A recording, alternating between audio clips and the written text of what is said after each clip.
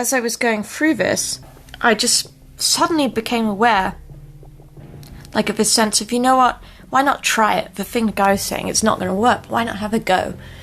And as soon as I thought about leaving my body, because it wasn't like I had anywhere else to go, I literally started floating up and left my body. I mean, I just couldn't even believe it. It was so it was the strangest thing that's ever occurred to me in my entire life.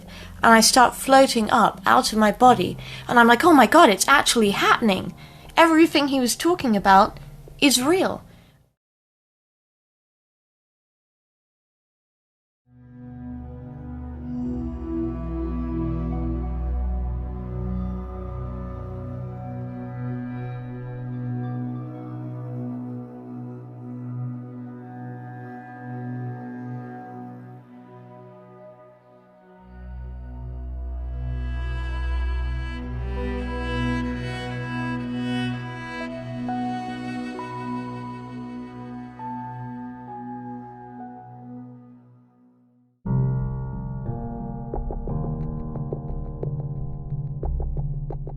Good evening, beautiful people all over the world.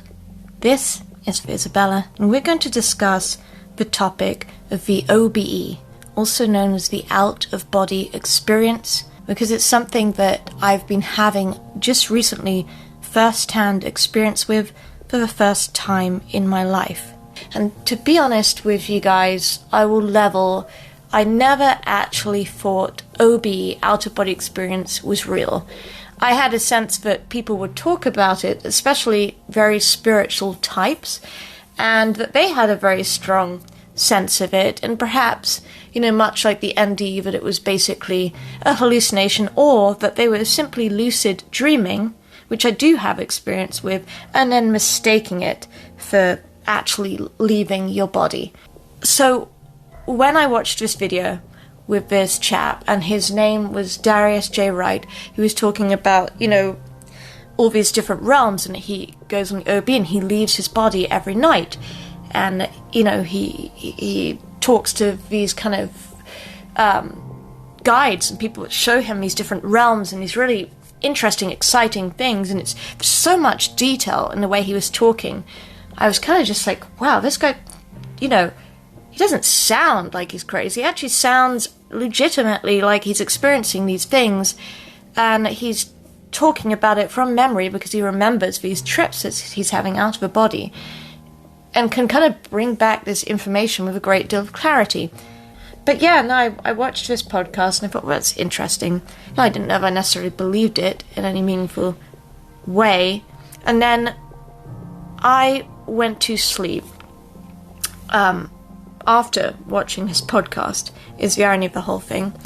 And I became aware at one point that I had sleep paralysis. And I thought, oh no, it's because I watched that bloody video, and if you've ever had sleep paralysis, it's a really scary state to be in. Like, you go into a natural, flight or fight reaction, but you can't flight, so it creates a panic, and you often will have this sense that you're, dying as it's going on. It's, very anxiety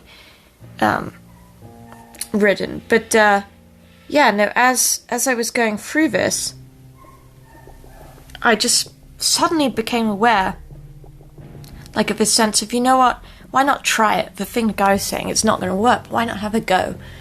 And as soon as I thought about leaving my body, because it wasn't like I had anywhere else to go, I literally started floating up and left my body. I mean, I just couldn't even believe it. It was so it was the strangest thing that's ever occurred to me in my entire life.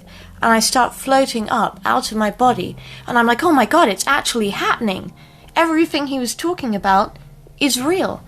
And I got so scared of the notion that I was actually floating out of my body, I kind of went up an angle, turned around, and then kind of just became so aware of what was going on that I was so scared I floated myself right back into my body, successfully, and then came out of the sleep paralysis, and had that immediate sense that I was dying. It was like all the energy was drained out of me.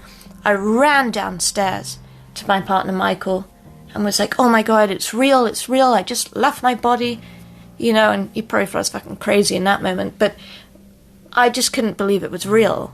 And it was an achievable thing that basically anyone can do, is what I learned from it. And the really interesting part scientifically about this is when I watched that guy's video, I couldn't remember his name. I was going to look him up, but I kept looking up like Darren, right?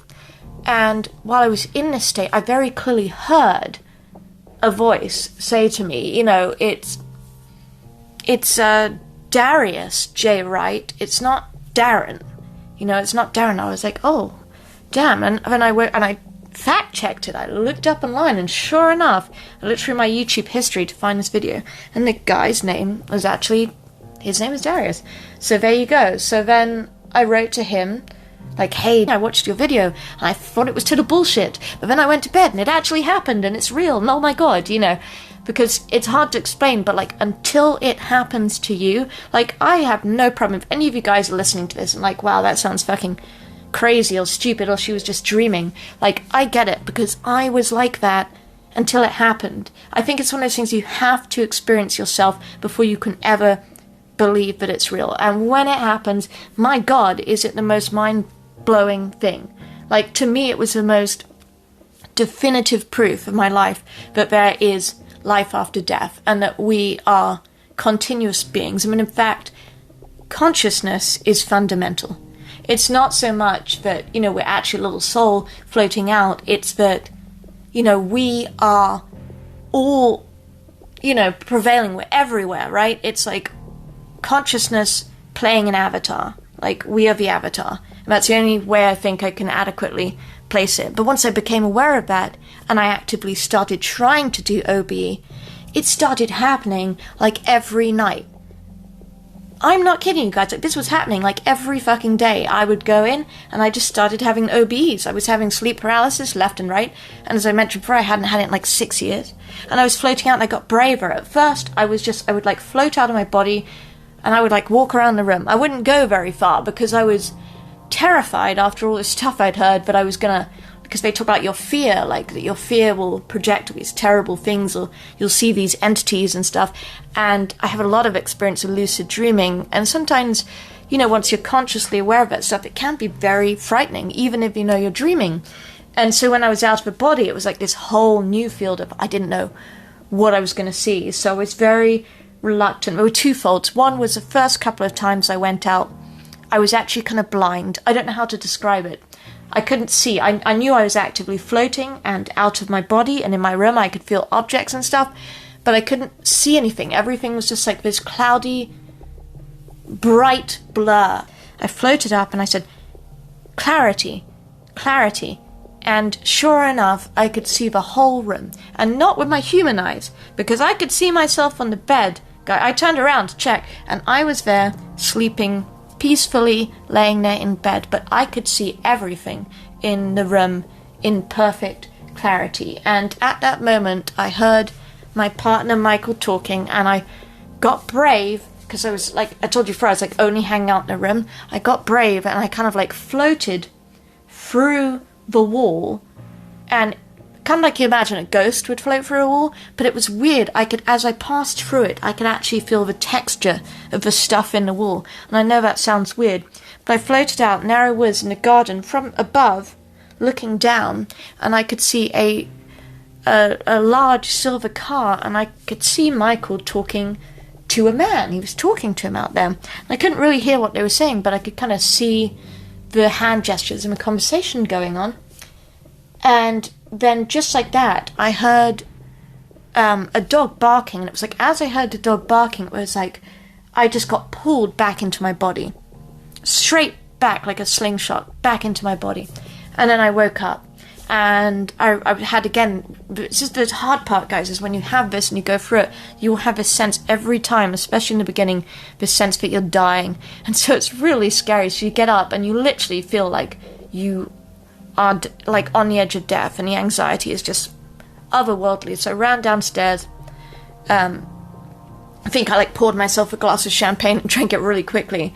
And I talked to Michael, and I was like, it's a crazy thing. I was just outside, and I saw you like talking to this guy in a silver car. And he's like, that was that was the guy who was just delivering like our Publix order. Like he is kind of like a DoorDash thing where you can order from a grocery store, and he'd brought in the deliveries, and that sure enough was the guy's car, and I'd really like seen that interaction take place. So like from a scientific standpoint, I thought that was super interesting, and it gave me a lot more strength to like, because nothing bad happened in that, to like experiment further. And it's very much because I think listening to his stuff that has enabled me to even ever be able to have these experiences. So check out his stuff. I highly recommend that. But yeah, in his third experience, like I got a bit braver.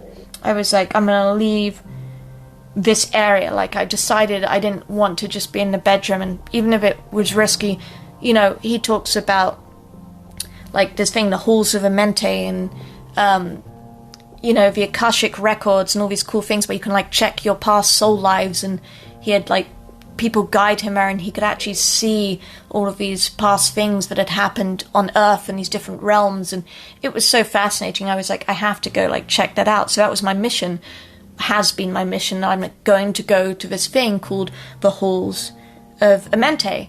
And so I started, you know, on this adventure of trying to get there. And the first time I got out my body, and I was like super excited this time. I didn't have the fear that I usually have. I was like, let's go. And I just flew, and I flew out through the wall, out of the thing, like just the speed of light.